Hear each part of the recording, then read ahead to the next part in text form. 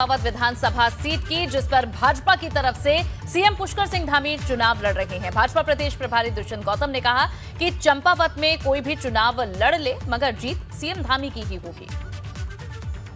चंपावत की जनता बिल्कुल उत्साह से उनका स्वागत करने के लिए तैयार है और क्योंकि चुनौती नहीं है हमारे लिए, जनता ने जो कहा है कि हमने इसका विकास देखना है, जो उत्तराखंड के निर्माण करने वालों का सपना था उसको पूरा करने के लिए धामी जी हमेशा अपने कार्यकाल में भी देखा होगा अनेकों निर्णय उन्होंने बड़ी संवेदनशीलता से लिए हैं और उन निर्णय का लाभ भी उत्तराखंड को मिला है।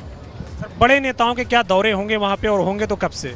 जिसकी भी आवश्यकता होगी सभी नेता वहां पर जाएंगे और मुझे लगता है कि जनता ने तो कहा है कि यहाँ किसी के आने की जरूरत नहीं, हम अपने मुख्यमंत्री को खुद ही जिता कर भेज देंगे। आप कब जाएंगे सर? मैं भी बनाता हूँ, अभी पार्टी का प्रोग्राम बनेगा, बनाऊँ। वहीं कांग्रेस प्रदेश अध्यक्ष करण माहरा पौड़ी के दौरे पर पहुंचे। इस दौरान करण माहरा ने पार्टी कार्यकर्ताओं के साथ बैठक की। बैठक के दौरान पार्टी कार्यकर्ताओं के साथ विधानसभा चुनाव में मिली हार पर मंथन भी किया। करण माहरा ने पार्टी कार्यकर्ताओं से कहा है कि वे नए सिरे से जनता के बीच जाएं और पार्टी का जनाधार बढ़ाएं। चुनाव के परिणाम जो आए हैं उससे चिंता हम लोग को है और मैं कार्यकर्ताओं को नेतृत्व से क्या परेशानी है, यस जो उनके क्षेत्र हैं उनमें हम किस तरीके की उनको असिस्टेंस या मदद नहीं दे पा रहे, ये मैं जानना चाह रहा था और इसीलिए हमने केवल कार्यकर्ताओं की बैठक रखी है ताकि वो अपनी परेशानियां बता सके और कैसे हम कांग्रेस को आगे आने वाले समय में मजबूत स्थिति में ला सकें, उसके लिए हमारी चर्चा विमर्श हो रहा है। गंगोत्री और यमुनोत्री धाम के कपाट तीर्थ यात्रियों के लिए खोल दिए गए हैं। कपाट खुलने के साथ ही चारधाम यात्रा की विधिवत शुरुआत हो गई है। अब अगले 6 महीने तक तीर्थयात्री धामों की आराधना और दर्शन कर सकेंगे।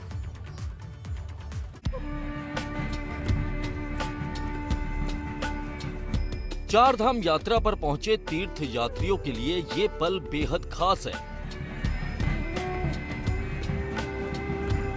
कोरोना महामारी के 2 साल बाद ये मौका आया है, इसीलिए तीर्थ यात्री उत्साहित है।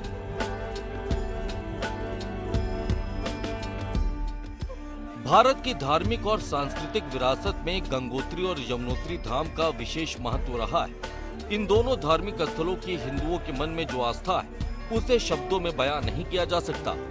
ये श्रद्धा और समर्पण की असीम अनुभूति है।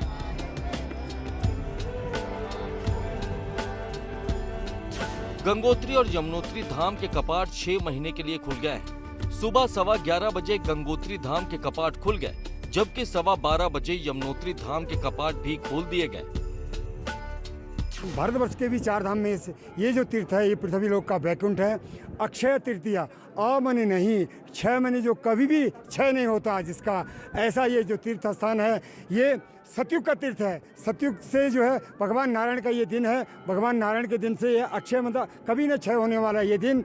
आज हम सब 4 धाम के निवासियों का परम सौभाग्य है कि 2 साल लॉकडाउन के चक्कर से बिल्कुल सुनसान था। गंगोत्री धाम गंगा का उद्गम स्थल है। ये 4 धाम यात्रा का दूसरा सबसे पवित्र पड़ाव है, जो कि यमुनोत्री धाम के बाद आता है। पौराणिक ग्रंथों में मां गंगा को ज्ञान का प्रतीक माना गया है, जबकि यमुना को भक्ति का।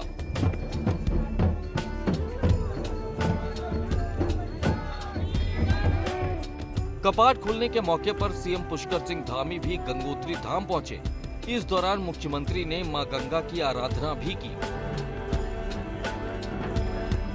हजारों की संख्या में जो है दर्शनार्थी यहाँ पर आए। 11:15 पर मां गंगा की कपाट जो खोल दिए गए हैं और आज हजारों की संख्या में यहाँ स्थानीय लोग हैं, देवी देवता, और आज माननीय मुख्यमंत्री जी भी यहाँ पर रहे। बहुत उत्साह है लोगों में, क्योंकि 2 वर्ष जो कोविड की वजह से जो यहाँ पर लोग नहीं आ पाते थे, पाबंदियाँ थी।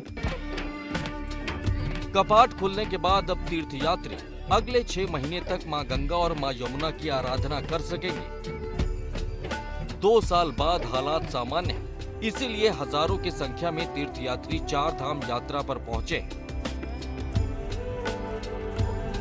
एबीपी गंगा के लिए उत्तरकाशी से रवि कैंतुरा के साथ दिग्वीर बिष्ट की रिपोर्ट।